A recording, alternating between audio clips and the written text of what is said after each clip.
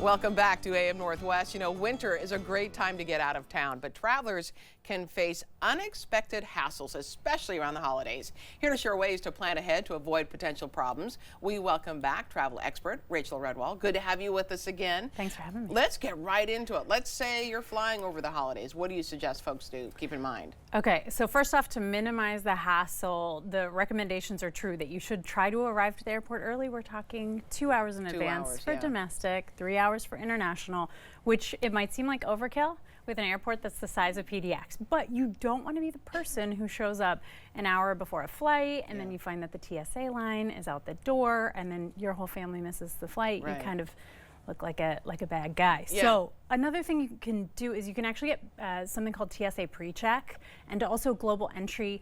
These are things that you might get for future trips. You don't have enough runway for this holiday season. It takes a while to get the global entry. It does, So you apply ahead of time, you pay a fee, and you do a background check. If you're approved, pre-check lets you go through that shorter line where you keep your jacket on and your shoes on and liquids in the bag. It's a lot faster. Yeah, a lot faster. Global entry is for the return trip. If you're coming back from overseas, then you get to skip that long passport line, the customs line. You just go to a kiosk. It's automated. It's a lot faster. I also recommend that you always carry on instead of checking a bag.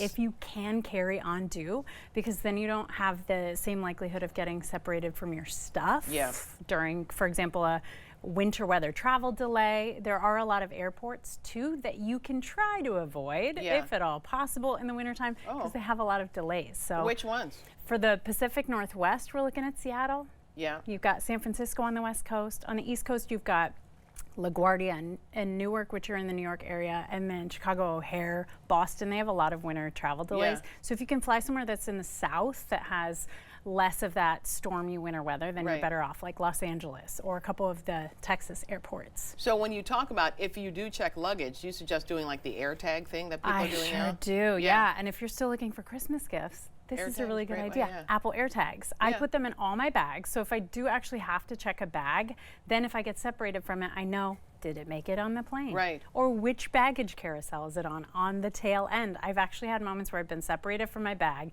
and I was able to see where it was, and you can use that to help the airline find your stuff. It was at somebody's house, wasn't it? Thankfully, no. I probably wouldn't have gotten it back. That would be sad. And also, I think when you're talking about packing up the carry-on, you want to make sure you have your medications in there, you know, underwear in case you're stuck somewhere. So that is a tip that a lot of people think is silly. And last time that my 3-year-old heard me say it, he thought it was hilarious that I was talking about underwear. But pack the spare underwear. Pack your things in your carry-on. Put a luggage tag on it. You wouldn't believe how many people just don't put any identifying information on their suitcase. Carry-on, Carry-on in case you have to check it. Like if the overhead bins are all full. So identifying information, medication, spare underwear. If you're driving, you need to be prepared for winter weather, especially if you're traveling in this region, maybe up to Mount Hood. You should keep some chains in the trunk or put on the snow tires.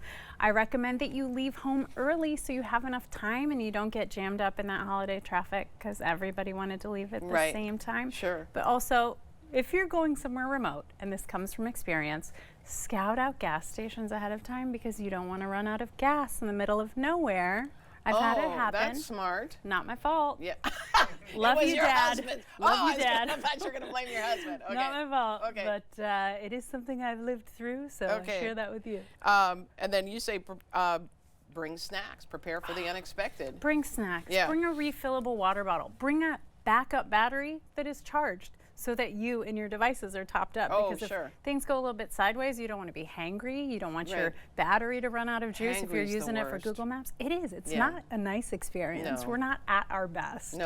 And then you talk about bringing, bringing your patience because everyone is trying to do their best. Be kind. Really, truly. I am of the impression after my years on Earth that everybody is always doing their best, that people are not out there with like evil intent. So just be kind. Everybody's going through it together and people are doing their best. If you want to save money during the travel time, you have some suggestions there too. Yeah, absolutely. So some of these can help for this season potentially and some for future winter travel seasons. One, book tickets during what is called the Goldilocks window. So airfare, you want to purchase 1 to 3 months in advance for domestic travel. 2 to 8 months for international trips. This is when you're going to find the best deals. Oh. But even for this winter season, you can consider traveling during something which is called a dead week, which sounds darker than it is. It's just a time where people aren't really traveling, so there are great deals available. That would be the, let's say, Monday following Thanksgiving, all through about a few days ahead of Christmas. And then January 2nd through the end of January. These are times where you can find a lot of incredible deals because fewer people are traveling. I always thought too, like after the kids are in school, that's when you could travel. Yeah, and you can travel to off-peak destinations too. So if you don't want to travel when everybody else is traveling, holidays, summer, spring break, you can travel during those dead times, or you can travel to off-peak destinations if you have to travel because you have your kids, you know, school break schedule. Some off-peak destinations for this time of year include Tahiti. It's humid apparently, but I'm willing to risk I'll take it. Humidity. Willing to risk it. Peru, Morocco, Iceland. So a lot of really exciting spots. Yeah. You have so many great tips, including travel insurance. That's a big one. You say, always remember travel insurance. So we want to tell everyone, if you would like to find out more, we're going to put a link to your website because you have a ton of great tips. Thank you so much. Yeah, thanks. All right, we'll be right back with more AM Northwest. Don't go away.